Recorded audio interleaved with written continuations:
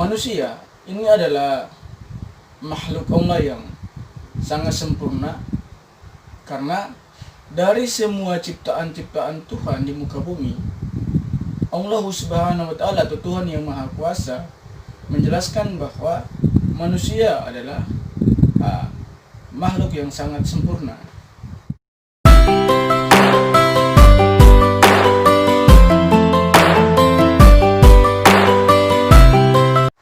Pada kesempatan kali ini masih bersama dengan kita Abang Imran Ibrahim. Beliau di struktur organisasi daerah itu dia sebagai Ketua Umum Ikatan Pemuda Pelajar Baranusa atau IPPB. Pada diskusi kali ini kita ingin membahas terkait kemanusiaan, hakikatnya kemanusiaan itu yang bagaimana, yang sebaiknya manusia ketahui itu seperti apa tentang fitrahnya manusia ini.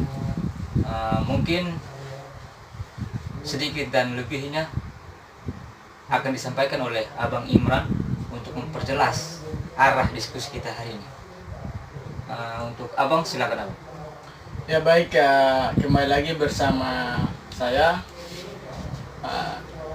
Untuk biodatanya tadi Pak Baldi sudah jelaskan, tidak panjang kata lagi saya jelaskan biodata saja saya. Yang terpenting adalah teman-teman bisa menonton video ini sampai selesai agar teman-teman bisa memahami apa yang kami sampaikan pada channel ini. Yang perlu kita ketahui bersama bahwa ketika ada teman-teman yang mau tanggapi, bisa tanggapi melalui kolom komentar atau bisa hubungi kami untuk kita berdiskusi tentang hal-hal yang ingin teman-teman berdiskusi bersama kami. Ya baik, sebelum kita mulai kita ngopi dulu ya. Ya baik, Asik, biasa begitu. pada kesempatan ini kami coba berdiskusi tentang kemanusiaan. Tentu kita ketahui bersama bahwa yang namanya kemanusiaan atau kita sebagai manusia itu ada hal-hal yang perlu kita ketahui, bahwa apa dan bagaimana dan untuk apa manusia itu ada dan hakikatnya itu untuk apa. Ya baik, hadirin yang Berbahagia. kami hormati, jangan lupa tonton videonya sampai selesai agar jangan gagal paham. Ya baik, seperti yang kita ketahui bersama bahwa karena Allah Subhanahu wa Ta'ala, Tuhan yang Maha Kuasa, telah menciptakan manusia dalam bentuk yang sangat sempurna. Oleh karena itu, sedikit saya utarakan bahwa ketika kita mendengar bahwa manusia, maka ada hal-hal yang perlu kita ketahui tentang manusia. Karena dewasa ini ada manusia tetapi tidak memiliki sifat kemanusiaan. Sehingga dalam sebuah pembelajaran biasa disebut memanusiakan manusia. Artinya bahwa ada manusia yang sifat-sifatnya itu tidak manusiawi. Bahasanya tidak manusiawi, maksudnya seperti tingkah lakunya seperti binatang, seperti itu. Sehingga pada kesempatan yang berbahagia ini kami coba menjelaskan tentang manusia. Bicara tentang manusia itu kita melihat atau merujuk pada Al-Quran atau kitab suci umat Islam. Itu ada 3 bahasa yang digunakan dalam menggambarkan tentang manusia, atau ada 3 kata yang penyebutannya itu mempunyai arti manusia. Kira-kira seperti ini. Yang pertama kita temukan dalam Al-Quran itu kata al-insan. Al-insan ini mengartikan bahwa manusia. Kata yang kedua yaitu an-nas, yang mengartikan tentang manusia. Sedangkan kata yang ketiga itu adalah bashar, basharia atau bashar. Itu juga mengartikan tentang manusia. Lantas, apa perbedaan ketiga kata ini? Apakah mempunyai makna yang sama atau tidak?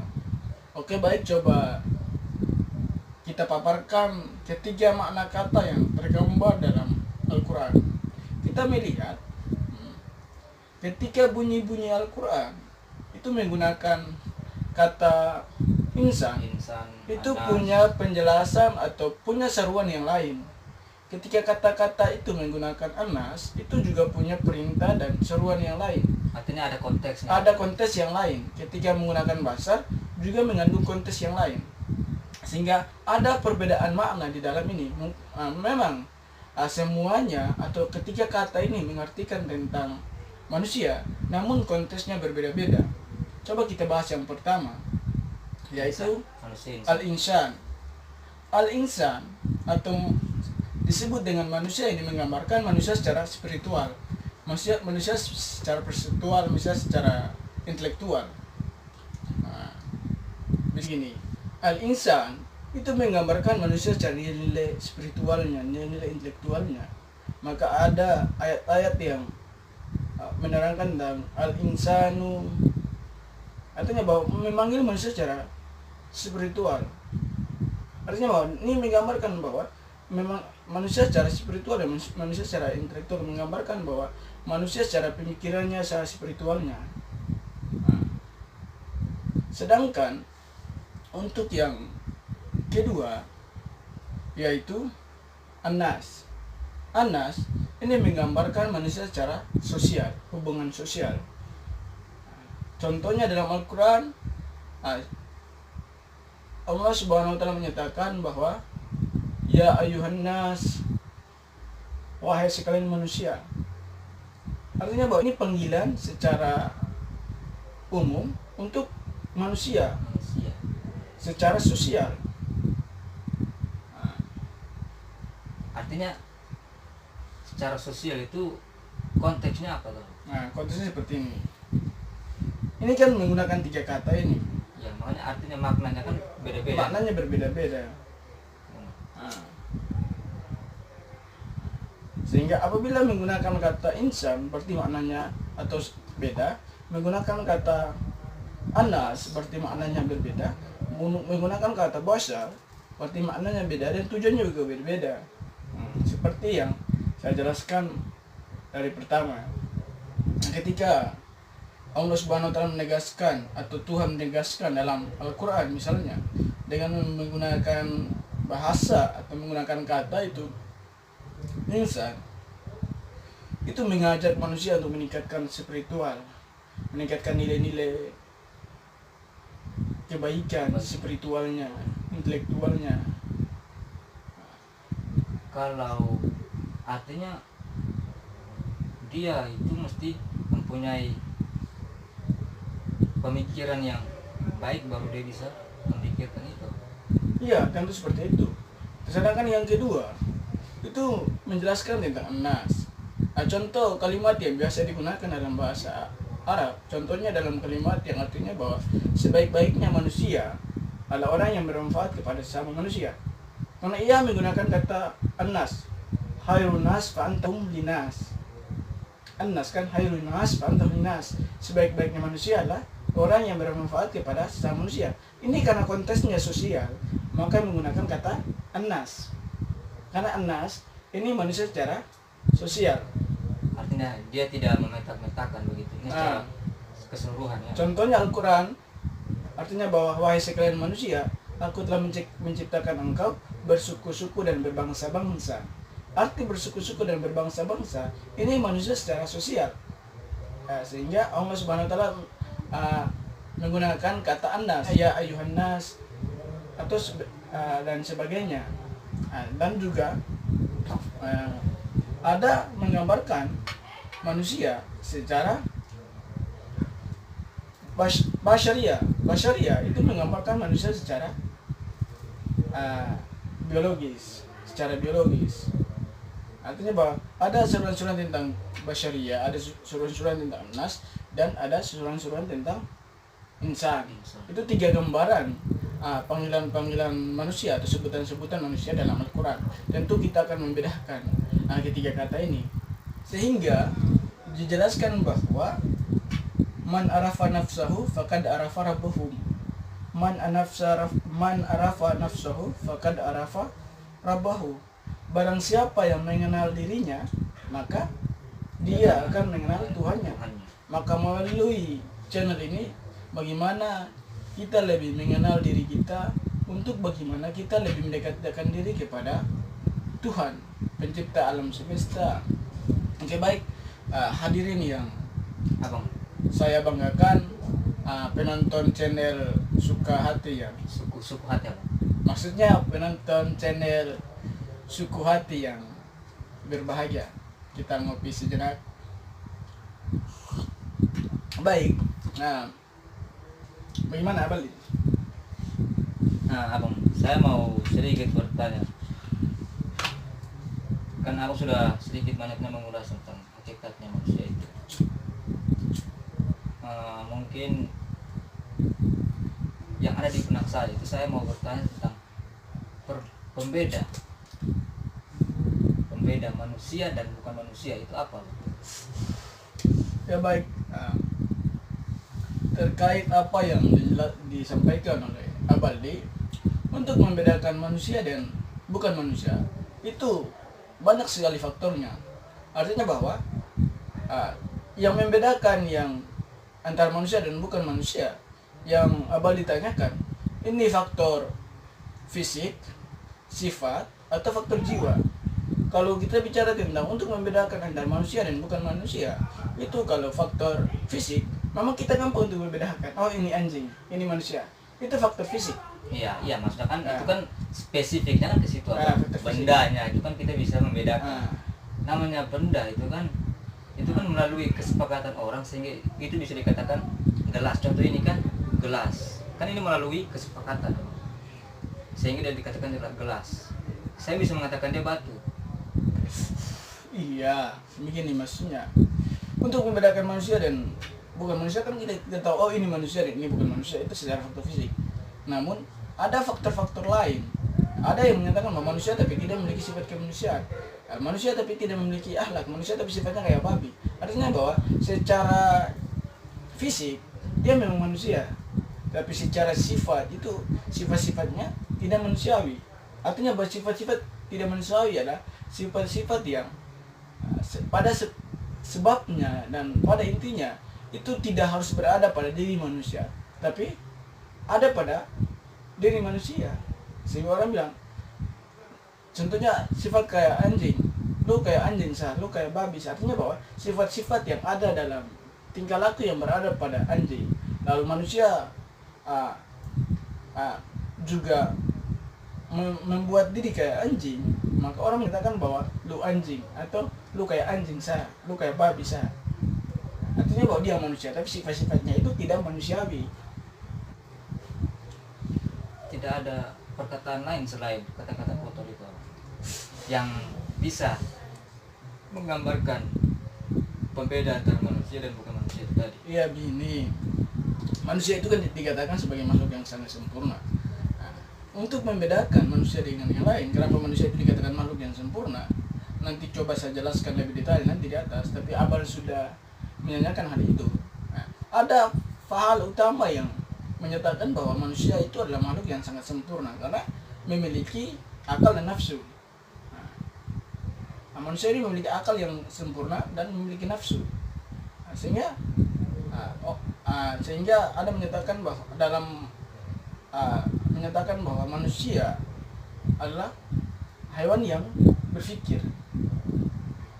Artinya bahwa manusia ini mempunyai pemikiran, mempunyai otak, mempunyai akal, sehingga dia bisa berpikir. Soalnya daya pemikirannya itu tinggi, sehingga untuk membedakan manusia dengan makhluk-makhluk yang lain, sehingga manusia itu dikatakan sangat sempurna karena memiliki pemikiran, memiliki akal, sehingga bisa membedakan mana yang baik dan mana yang buruk, mana yang benar dan mana yang salah.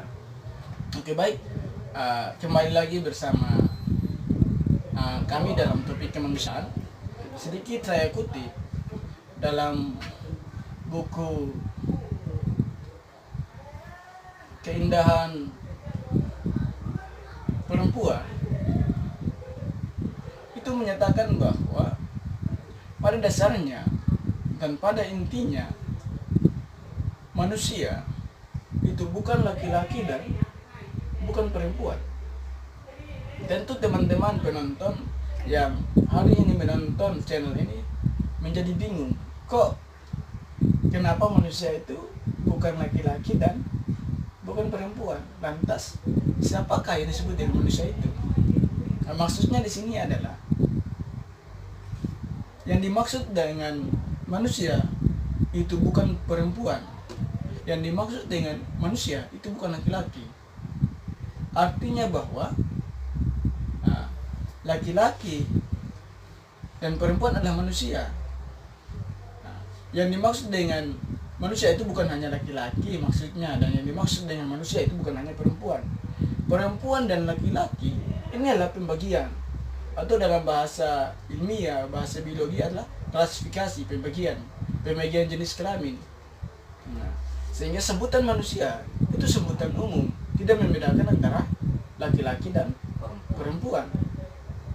Sehingga ada diskusi menarik yang sangat panjang yang sering diperbincang-bincangkan mengenai tujuan penciptaan manusia. Kan dijelaskan bahwa sesungguhnya Allah Subhanahu wa Ta'ala atau Tuhan yang Maha Kuasa menciptakan manusia untuk menjadi khalifah di muka bumi.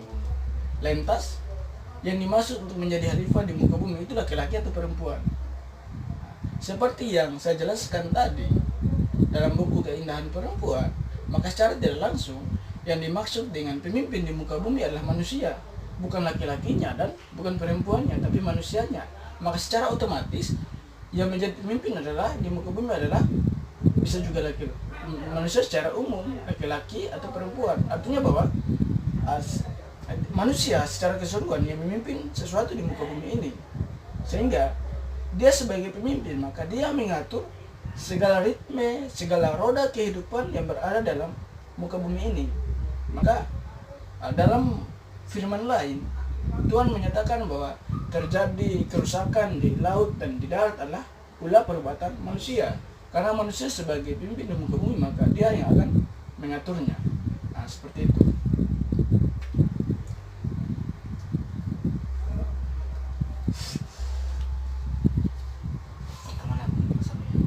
Ya baik, teman-teman penonton yang saya hormati, jangan lupa like, komen di bawah, dan ikuti terus channel Suku Hati. Jadi begini teman-teman, manusia itu, kita bicara manusia itu punya referensi yang sangat panjang. Karena manusia itu ditugaskan untuk bagaimana melindungi dirinya dan juga melindungi orang lain dan melindungi alam, atau disebut dengan hablum minallah, hablum minannas, berhubungan dengan Allah, berhubungan dengan sesama manusia, atau berhubungan dengan alam sekitar atau lingkungan sekitar. Karena manusia, tadi kami jelaskan bahwa karena manusia adalah menjadi pemimpin di muka bumi. Karena dalam hadis Nabi atau apa yang dikatakan oleh Nabi bahwa sesungguhnya kita adalah pemimpin. Tiap-tiap kamu adalah pemimpin, dan setiap pemimpin itu akan mempertanggungjawabkan tentang kepemimpinannya, bahwa kita sebagai manusia dan dikodratkan oleh Tuhan sebagai pemimpin. Maka suatu saat kita akan mempertanggungjawabkan tentang kepemimpinan kita. Itu baik secara pribadi kita, secara kita memimpin individu kita, ataupun kita memimpin orang sekitar kita, atau kita memimpin lingkungan kita. Seperti itu. Oke, baik. kita banyak mendengarkan masukan-masukan dari Abang Imran terkait hakikatnya manusia atau sifat-sifatnya manusia.